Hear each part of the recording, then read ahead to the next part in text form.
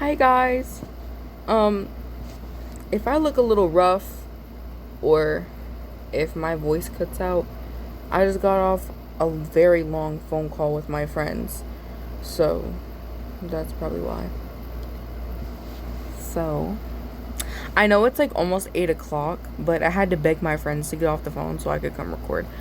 Um, but I'm calling them tomorrow, so I don't know why they were so pressed. Anyway, we're back reading. It almost fell. We're back reading Dancers of the Dawn. We left off chapter 10. Chapter 9 was a small chapter. TBH. IDC. IDK. TBH. I don't care, I don't know, to be honest.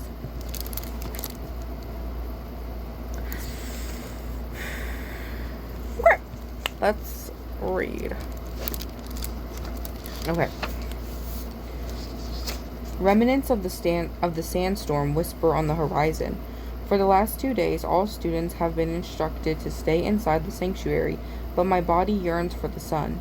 I have to settle for doing my morning stretches in whatever pockets of sunlight I can find indoors. As it rises, though the sun stays securely behind the veil of sand that coats the landscape, and the sky is reluctant to shed its peach hue. Caleb called everyone to the theater that night.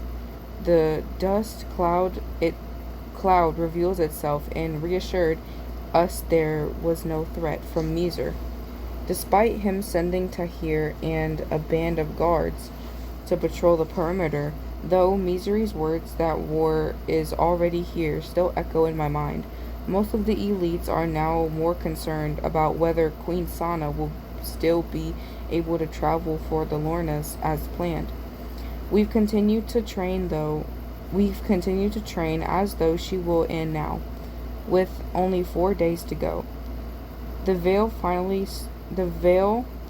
starts to lift, and we are greeted with blue skies by mid-afternoon. There we are, Mr. Zania smiles, up at the glass roof of the main studio as the sun reveals itself. All the elite dancers have been gathered for a dress fitting with the elite seamstresses. The costumes for our ensemble dances and duets sit neatly on the rack at the back of the studio, while our solo costumes are still to be finished. Intricately woven fabrics float around us as the seamstresses use their abilities to check the measurements of the patterns they've created and finalize the designs with Mistress before our dress rehearsal in 3 days. Can you twirl for me? Maya asks after adding a final pin to the hem of her dress. The scarlet fabric she plans to use is lightweight, and the skirt ripples as I turn. Perfect, she says, pleased. I've already spoken to Mr. Zania, and we've settled on the details for your design. Anything you can share with me now? I ask eagerly. Maya gives nothing away. You'll have to wait and see. Thank you, I say as she unpins my dress and collects up the fabric she's been sampling. I look around the mirage of colors the other dancers wear and how different the designs are. A description of our unique powers, each of our solos as a representation of our individuality. While our group performances showcase how our abilities work together, our ensemble costumes glitter in the sunlight. We're all wearing the same design of ivory and gold, except for Sahi, whose dress includes subtle swirling embellishments through the skirt and beading across the neckline to mark her out as the lead soloist. Sahi's been distant over the last 2 days, her conversation sparse between classes. I've put down to our graduation as everyone's attention is solely on the ceremony. But I know Sahi. She's had an intense focus, but as a leader of our ensemble, she would never normally separate herself from the group the way she's been doing. She's distracted by something.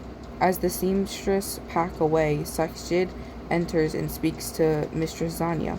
I can't hear their whispers, but I'm unsurprised when Mistress Zania calls Sahi's name. Caleb would like to see you, Mistress tells her.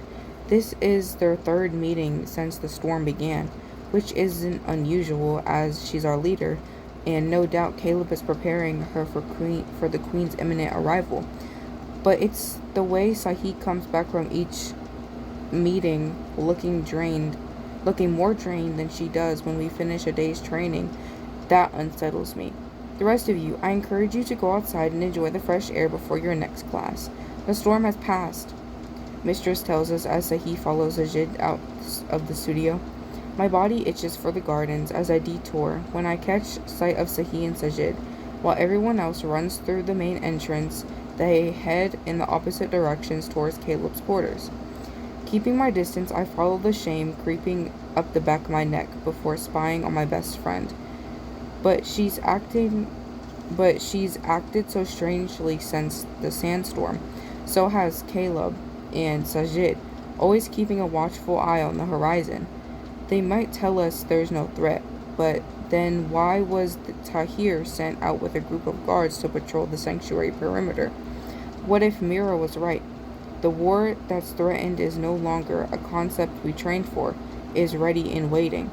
Voices drift down the corridors as Sahi and Sajid round the corner that leads to Caleb's courtyard. I hold back behind a pillar for a few moments and peer out when I hear them greet someone. Sunlight tickles the darkness at the end of the passage, and I see Caleb, his face grave as he talks to Sahi. She nods at whatever he says, but her posture is slumped despite the years of training to stand straight with our shoulders back. Caleb gestures to something I can't see, and Tahir appears, his armor dulled by the desert's dust and his hair disheveled. Their voices are muffled, and I desperately try to tune out. All the other voices hear them without creeping closer. Is that what you thought? I hear Sahi ask. Caleb nods. Tahir glares at Caleb and Sajid in a way I've never seen before, anger distorting his features. All this time, and you've even involved a student. His hands turn into fists at his sides. Reaching for his blade, Sajid steps towards him. Now. Caleb puts a hand between both men, halt locked in a battle of fierce glares. Caleb's reaction unsettles me when he smirks, as though enjoying the tension that simmers between his most senior guards. He places a hand on Tahir's shoulder, squeezing it. Tahir shrugs him off. Who else knows about this? He growls. This is between us. Caleb says calmly, a smile playing at the corner of his mouth. Wrong. This is between you three. Caleb points at them. I want no part in this. I back away into the darkness of the alcove as Tahir's footsteps heads towards me, and he marches past. I stay there, my heart drumming in my chest. What did he find in the desert? I want to call after him, but my throat closes up when a heavy beat of Sajid's treads approach me, and he too vanishes. Back down the passageway, he strides long to catch up with Tahir. Now is important than ever before. I jump as Caleb's voice rises, his tone darkening with each syllable. Don't let her out of your sight. Don't slip up, he adds. I realize that I'm shaking despite the heat and sweat that trickles down my kurta.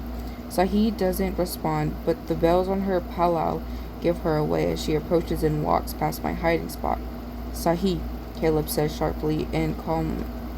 The calmness he displayed before Sajid and Tahir frayed.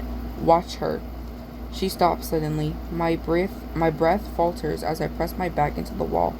If she were to turn around, there's no doubt she would see me, but Sahi doesn't look back. Haven't I always? And that's the end of the chapter. My voice hurts. Like, my throat is really dry. So, I'm gonna go drink some water.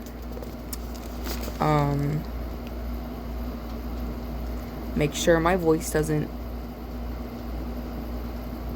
break, or make sure I don't lose my voice. But that was chapter 10 of Dancers of the Dawn. So yeah, I don't really have anything else to say right now. So I hope you guys have an amazing rest of your day, week, month, year, whatever. And I'll see y'all tomorrow.